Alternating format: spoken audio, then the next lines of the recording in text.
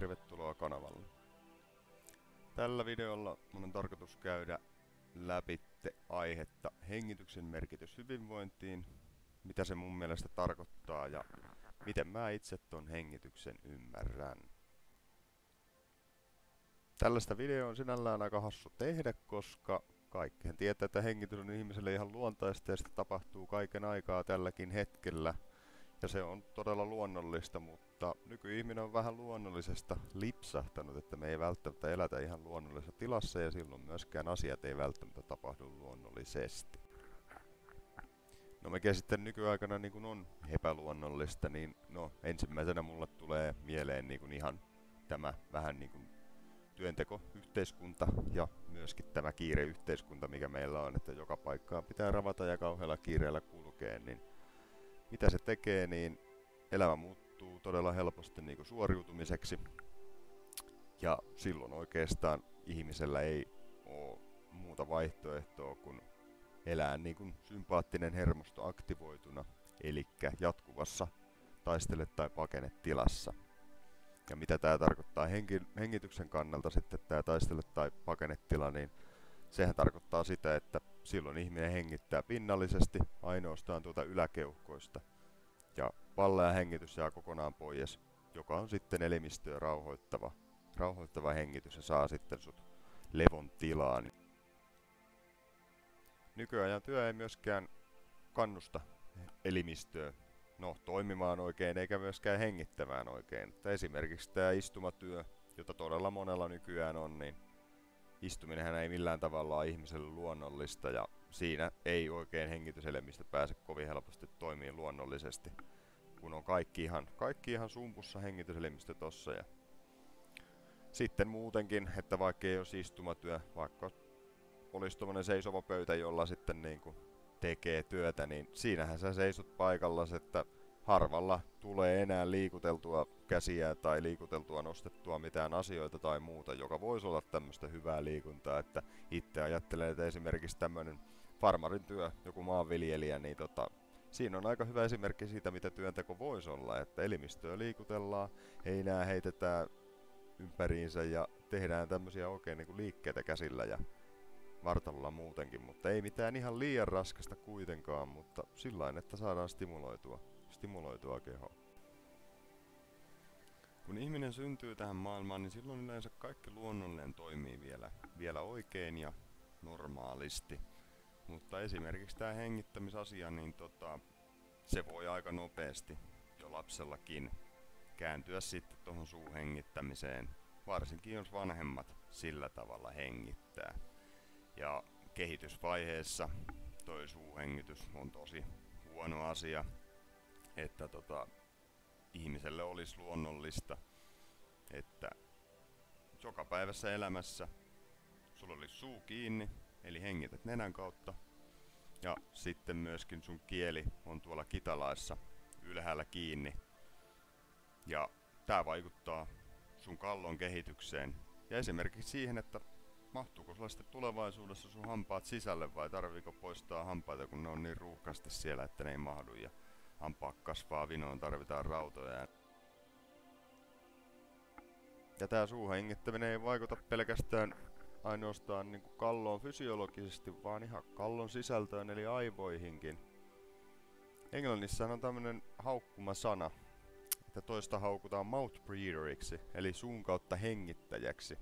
Ja tällä juuri tarkoitetaan niin kuin tyhmää ihmistä, että jotain halutaan tyhmää ihmistä haukkua, niin saatetaan kutsua, että sä oot suuhengittäjä. Siinä selkeästi yhteys kyllä on, että siinä vaiheessa kun sä hengität normaalisti nenän kautta, niin sulla on myöskin aivot ja vähän niin kuin sä oot kokonaisuudessaan niin kuin vastaanottavassa tilassa kaikille tiedolle ja sä pystyt oikeasti ymmärtämään sitä. Ja ihmiselle tämä hengitys kautta niin kuin hengityselimistö, niin tämä on aivan älyttömän tärkeä asia, että jokainen ihmisen solu tarvitsee happea käytännössä, tietääkseni. Se jo pelkästään. Tää, että me saadaan pidettyä juurikin meidän hermosto tasapainossa, eli me ei olla niin kuin jatkuvasti taistele- tai pakenetilassa, vaan me pystytään myös rauhoittumaan, menee rauhan ja levon tilaan. rest and digest tilaan, niin sekin pohjaa hyvin vahvasti hengitykseen. Eli rauhallinen hengitys aktivoi taas sitten semmoista rauhallista tilaa, kun taas sitten myös rauhallinen tila tuo tullessaan rauhallisen hengityksen myöskin.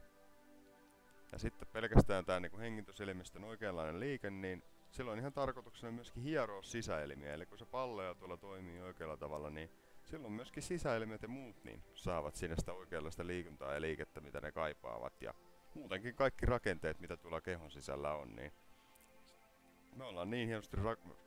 meidät ollaan niin hienosti rakennettu, että näillä kaikilla on merkitystä ja kaikki on vaikutuksessa toisiinsa. Ja nyt esimerkiksi tästä niin liikuttamista johtuen, niin jos sulla on sitä pinnallista yläkeuhkohengitystä ainoastaan, niin siinä käy sillä tavalla, että sitten se saa sut nostaa hartioita, joka ei niin kuuluisi tapahtua, että sun ei kuuluisi nostaa hartioita, kun sä hengittelet. Ja mitä se sitten aiheuttaa se hartioiden nouseminen, niin silloin on hartiakipuja ja niskakipuja.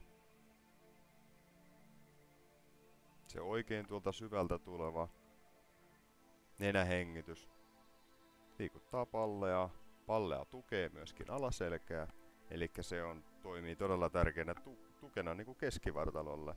Ja se on niin kuin osa niin sanotusti koree selkeästi toi pallea, että se pitää sut tasapainossa ja kehon muutenkin tasapainossa ja tuo sulle semmoista jämäkkyyttä tosi paljon. Ja sit kun sä syvästi palleaa hengität, niin mitä sulla niin käytännössä käy tässä, niin hartiat ei tosiaan nouse, vaan se on vaan nuo alimmat kylkiluut käytännössä, josko tuossa menee. Ja on tossa sitten jotain muita lihaksia, jotka auttaa tarvittaessa pikkasen, mutta ei sillä tavalla, että täällä niin ihan sun yläkropassa olevat lihakset liikkuu. Ja tosiaan, muistisääntönä KHS, kevyt, hiljainen ja syvä hengitys on se tärkeä. Ja mitä tää käytännössä tarkoittaa, niin se tarkoittaa nenähengitystä, rauhallista nenähengitystä, joka tulee syvältä palleasta ja liikuttaa tosiaan niin koko hengityselimistöä oikealla tavalla. Ja kun tällä tavalla hengitellään, niin se tosiaan aktivoi tämän parasympaattisen hermoston, jolla kun me päästään rauhan ja levon tilaan ja stressitilat hälvenee. Että sehän nyt on semmoista yleistä tietoa, että jos meinaa mennä ylittäjä ja hermostoja ja muuta, niin lasketaan 10 ja rauhoitutaan ja hengitellään rauhassa, niin sä voit olla koko ajan siinä tilassa. Sitten kun tätä harjoittelee tätä tilaa, niin sä myös pääset siihen tilaan. Et se onkin niin päin, että se on sun normaali, että sä elät juurikin siinä rauhoittuneessa tilassa, etkä siinä aktivoidussa tilassa. Ja tosiaan kun tätä hengitystä harjoittaa, niin se alkaa sitten pikkuhiljaa tulee ihan niinku siihen sun automatiikkaan, ettei sun tarvi niinku jatkuvasti harjoitella, vaan sun elimistö tottuu siihen ja oppii käyttämään sitä nenähengitystä sitten. Ja tää on niinku erityisen tärkeää juurikin siinä, että silloin kun se sympaattinen hermosto on aktivoitunut ja sä oot siinä taistele- ja pakenetilassa, niin se menee myöskin niinku, se tulee uniin kyllä se, eli ei se katkea se taistele tai pakenetila unissaankin, koska sen on tarkoitus niin kun juurikin pitää sut alerttina, että jos esimerkiksi olisi joku tilanne, että sä oot metsässä ja siellä on edelleen joku karhu sua jahtaamassa, mutta sun on pakko mennä nukkuun, kun sä oot niin väsynyt, niin sen takia sä oot tosi herkkänä siinä, että jos kuuluu pienikin ääni, niin sä saatat herätä, koska voi olla, että sä joudut pakenemaan sitten sitä karhua. Ja sitten kun tästä päästään pois, niin se pikkuhiljaa tulee uneenkin, jolloin sä pystyt sitten syventämään sitä sun unta, että kun ei ole enää mitään uhkaa, niin silloin sä voit turvallisesti vaipua syvään uneen. Ja sitten kun sä oot siinä syvässä unessa, niin silloin oikeasti se palautuminen tapahtuu, se unen aikana tapahtuva palautuminen. Että silloin kun on se selviytymisen tila, saattaa esiintyä kuorsausta ja tämmöistä uniapneaa ja kaikkea. Sen huomaa siitä, että aamulla sä et ole herännyt virkeänä, vaan sä haluaisit torkuttaa herätyskelloa ja ei tekisi mieli lähteä töihin ja muuta, mutta sit kun on oikeasti levännyt olo, niin sen huomaa, että näkee maailman niin kuin mahdollisuuksina. Haluaa vaan mennä ja oikein on iloinen siitä, että pääsee heräämään ja näkee taas maailmaa. Että kyllä hengityksen tutkiskelu ja hengitysharjoitteet on mun mielestä niin kuin paras ensimmäinen askel itse tutkimukseen Ja jos haluaa tämmöiseen rauhoittumiseen ja meditaatioon tosiaan, niin perehtyä suosittelen vahvasti. Ja niin kuin ihan yleisen hyvinvoinnin parantumiseen, että kyllä kun mä oon tämän hengittämisen löytänyt ja tämän ymmärtänyt, niin täytyy sanoa, että esimerkiksi niin ruokavalioasioilla tai jos miettii vaikka, että saako ympäristöstä jotain myrkkyjä tai jotain tämmöisellä asioilla, niin ei niilläkään ole niin paljon enää merkitystä mun elämässä, kun tää on niinku se suurin merkittävä asia ehdottomasti. Tähän hengitysharjoittelun aloittamiseen niin ei tähän niinku ihan hirveästi tarvita mitään ihmeellistä, vaan mä antaisin nyt ihan yksinkertaisia vinkkejä tähän alkuun, että miten voit lähteä tutkailemaan. Eli tosiaan ihan ensimmäinen askel, mitä mä lähtisin. Jos vaan millään pystyt, niin pidät suun kiinni. Hengität nenän kautta. Siitä on hyvä lähteä liikenteeseen. Sitten tutkailet, että onko toi kieli tuo kitalaissa ylhäällä kiinni. Nostat sen sinne, jos ei. Sitten voit hengitellä tosiaan nenän kautta ihan omaa rytmiä. Vähän tunnustele ja yritä tunnustella sitä, että se tulisi tuolta niinku syvältä. Että mä suosittelen, netistä löytyy paljon vinkkejä, jos haluat niinku pallea hengitystä, tai kannattaa melkein katsoa, että mitenkä sen jos et tunne sitä, kuinka se pallea liikkuu, niin netistä löytyy paljon vinkkejä, että kuinka sä pystyt aloittamaan sen, että se olisi tärkeää saada se pallea sieltä liikkuun, koska se on vähän niinku tässä pohjana koko jutussa. Ja sit kun sä huomaat selkeästi, että sen pallean siellä liikkuu, niin tämmönen ihan 5 ja 5 hengitys. Tätä mä suosittelen, että mitä voi tehdä. Eli lasket 5 ja hengität sisään. Ka, ko, ne, vi. Nenän kautta sisään. Sitten kun 5 tulee täyteen, hengität nenän kautta ulos. Ko, ne, vi. Sitten taas sisään. Y, ka, ko, ne, vi. Ulos. Ka, ko, ne, vi. Ihan tällään todella rauhallisesti ja fiilistele tosiaan sitä, kuinka se nousee se hengitys tuolta alhaalta palleasta, nousee hitaasti ylöspäin, pikkasen kohottaa näitä alempia kylkiluita ja sitten se automaattisesti lähtee vähän niinku sitten se hengitys laskeutuu ja sun ei tarvitse edes työntää sitä pihalle, vaan se kulkee ihan automaattisesti. Pallea pitää huolen sieltä, että ilma poistuu. Ja tätä alkuun, niin tätä voi tehdä ihan niin kauan kuin haluaa, mutta mä suosittelen, että sillain parista minuutista ylöspäin, että vaikka 2-5 minuuttia, niin pitäisi alkaa löytyä sitten niitä rauhoittumisen tapoja, kun tätä hetken aikaa harjoitetaan. Ja sitten kun alkaa niin kuin esimerkiksi tää 5 ja 5 hengitys, niin tulee tutuksi ja jos huomaat tässä itsellesi positiivisia vaikutuksia, niin sitten kannattaa vaan alkaa niin kuin jatkaa tätä hengityksen tunnustelua. Että sä alat tunteen ton pallean tuolla selkeästi, että siis palleahan laajenee joka suuntaan. Sitten sä voit tunnustella sitä, kuinka se tekee tuen tonne alaselälle, et ihan niinku sulta puuttuisi osa alaselkää tuolta, mutta sit kun sä saat sitä palleaa täytettyä, niin se tulee niinku tueksi tonne ja pitää tosi jämäkkänä alaselän täällä ja sä huomaat sen tuolla tosiaan, että se tuo rinnan alla, se nousee sinnekin ja nostaa pikkusen tosiaan noita kylkiluita, mutta hartiat ei nouse. Se ei toimi sillä, että se nostaisi hartioita. Sitä on hyvä seurata sitä pallea, että kuinka se tuo toimii. Sitten kun sä oot näitä harjoituksia tehnyt, niin alakin tekee sillain, että älä enää ole se voima, joka laittaa ton hengityksen liikenteeseen, vaan alat vaan seuraa sitä hengitystä. Ja jos sä niinku huomaat, että se tulee tuolta palleasta, se toimii tuolta ihan niinku automaattisesti palleasta ja poistuu samalla lailla. Ihan itsestään, sun ei tarvi puskea sitä pihalle, vaan se vaan liikkuu itsestään pihalle ja kaikki toimii niin kuin automaattisesti.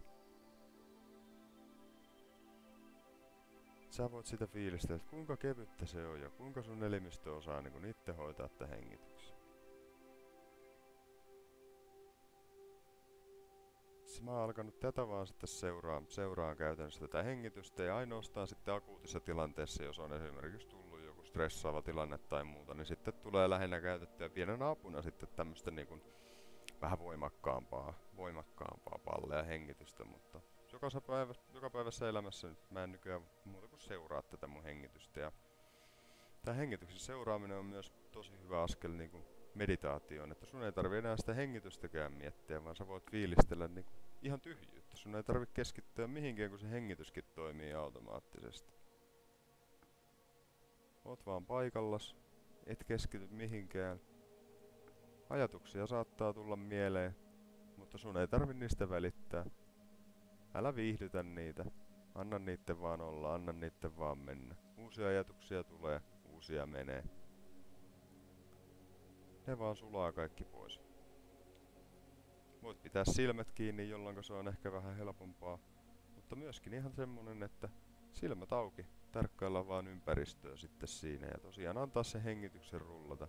Sitä vaan tarkkailee sen verran, että se sujuu hyvin ja tarkkailee samalla sitten ympäristöä, kattelee puita ja kattelee luontoa, kattelee aurinkoa tai mitä nyt katteleekaan. Niin maailma lipuu ympärillä.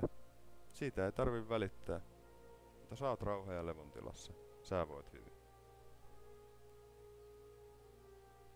Tässä nyt oli melko sekavasti esitetty jotain mun ajatuksia koskien hengitystä ja kiitoksia paljon, jos jaksoit homman kuunnella läpitte. Ja jos on jotain kysymystä, niin saa laittaa sähköpostia, saa laittaa YouTube-kommenttia. Vastaan varmasti kyllä näihin, että tarkoituksena on olla avuksi. Jos voin ketään auttaa, niin teen sen oikein mielelläni. Kiitoksia vielä paljon.